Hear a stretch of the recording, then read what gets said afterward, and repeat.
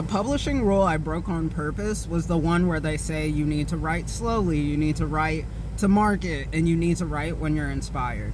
Now, that piece of advice is something that I used to really take to heart, specifically with writing to market. I was like, okay, everyone is already really deep in contemporary romance. I can just shit out a bunch of billionaire romances and then it'll get me to full-time authorship.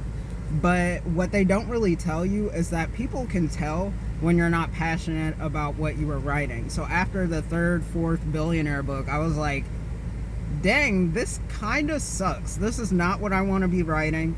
I don't really care about it. I had to make my female characters really submissive, really weak, really insecure, like a lot of contemporary romance is. And I felt myself really resenting the books that I was writing.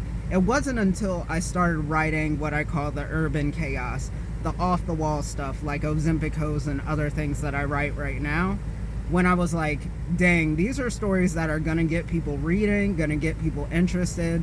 No one's gonna say, man, another Ozempic Hose book. They're gonna be like, dang, Sydney's crazy, let me check this out.